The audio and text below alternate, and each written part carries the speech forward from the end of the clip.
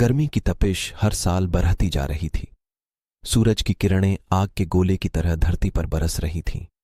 शहर की गलियां जैसे अंगारों पर चल रही हों। इस भीषण गर्मी में सबसे अधिक परेशानी उन लोगों को हो रही थी जिनके पास न पंखा था, न एसी, न छत और न ही पर्याप्त पानी। राजू, एक मजदूर, इसी तपती गर्मी में अपने परिवार के साथ संघर्ष कर रहा था। उसकी पत्नी सीमा और उसके 2 छोटे बच्चे पिंकी और मुनिया दिन भर धूप में तपते रहते थे। राजू का घर एक झोपड़ी था जिसे वो कड़ी मेहनत के बाद बना पाया था, पर वो झोपड़ी इस भीषण गर्मी में किसी तंदूर से कम नहीं थी। हर सुबह राजू काम की तलाश में निकल पड़ता। वह एक कंस्ट्रक्शन साइट पर मजदूरी करता था जहां उसे दिहाड़ी मिलती थी, परंतु काम का कोई भरोसा नहीं था। कभी मिलता, कभी नहीं। जब काम मिलता तो वो दोपहर की तपती धूप में भी अपने बच्चों के लिए 2 वक्त की रोटी जुटाने के लिए मेहनत करता। एक दिन जब तापमान 45 डिग्री पार कर चुका था, राजू काम पर जाने के लिए तैयार हुआ। उसने एक गीला गमछा सिर पर बांधा और अपनी पत्नी से विदा ली। सीमा, बच्चों का ख्याल रखना, मैं जल्द ही लौटूंगा। सीमा ने उदास आंखों से उसे विदा किया और बच्चों के साथ घर के अंदर बैठ गई। गर्मी इतनी थी कि बैठना भी मुश्किल था। बच्चे पसीने से तरबतर थे। मुनिया बार बार पानी मांगती, लेकिन पानी भी खत्म होने वाला था। सीमा ने बच्चों को शांत करने की कोशिश की, लेकिन उनकी मासूमियत और भूख के आगे उसकी कोशिशें नाकाम हो रही थीं।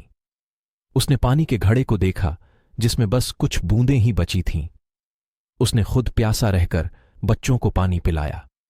पिंकी और मुनिया कुछ देर के लिए शांत हुए, लेकिन गर्मी से बचने का कोई रास्ता नहीं था। दोपहर बीत रही थी और सूरज की तपिश और भी बढ़ती जा रही थी। सीमा ने सोचा, काश घर के पास कहीं से ठंडा पानी मिल जाता, लेकिन उनके पास इतने पैसे नहीं थे कि वे बाजार से ठंडा पानी खरीद सकें। उधर राजू भी गर्मी से बेहाल था। काम की जगह पर भीषण धूप में सीमेंट और ईंटों का काम करना किसी सजा से कम नहीं था, लेकिन बच्चों के भूख की याद ने उसे काम करने पर मजबूर कर दिया। काम के बीच में उसने एक कोने में बैठकर थोड़ा आराम करने की कोशिश की, लेकिन तपती जमीन ने उसे ज्यादा देर तक बैठने नहीं दिया। शाम को काम खत्म करने के बाद राजू अपने थोड़ी सी कमाई लेकर घर लौट रहा था। रास्ते में उसने सोचा कि बच्चों के लिए कुछ खाने को लेता चले। उसने एक ठेले से कुछ फलों का खरीद लिया और घर की ओर चल पड़ा। घर पहुंचते ही बच्चों ने उसे घेर लिया। राजू ने फलों को निकालकर बच्चों को दिया और उनकी हंसी को देखकर उसकी सारी थकान मिट गई। सीमा ने अपने पति को देखा और उसकी आंखों में कृतज्ञता की चमक दिखी। राजू, गर्मी बहुत बढ़ गई है, बच्चों को संभालना मुश्किल हो रहा है।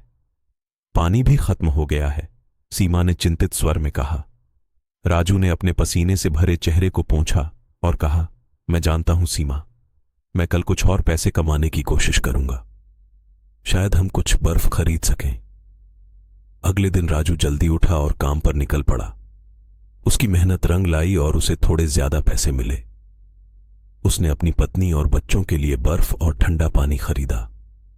जब वह घर पहुंचा तो सीमा और बच्चों के चेहरे पर राहत की मुस्कान देखी।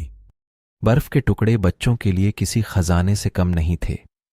वे उसे छूकर, चाटकर अपनी गर्मी को कम करने की कोशिश कर रहे थे। सीमा ने बर्फ का ठंडा पानी सबको पिलाया और खुद भी राहत की सांस ली। राजू ने सीमा के पास बैठते हुए कहा, सीमा, यह गर्मी बहुत कठिन है, लेकिन हमें एक दूसरे का सहारा बनकर इसे झेलना होगा। जब तक मैं हूं, तुम और बच्चे सुरक्षित हो। सीमा ने उसके हाथ को थामते हुए कहा, तुम्हारे साथ होने से हमें हिम्मत मिलती है राजू। हम सब मिलकर इस गर्मी की कहर को झेल लेंगे। गर्मी का प्रकोप जारी रहा, लेकिन राजू और उसकी परिवार की हिम्मत ने उसे झेल लिया। उनकी एकजुटता और संघर्ष की कहानी ने उन्हें इस कठिन समय से भी मजबूत बना दिया। हर दिन की कठिनाइयों ने उन्हें और भी करीब ला दिया और सिखाया कि परिवार का साथ सबसे बड़ी ताकत होती है।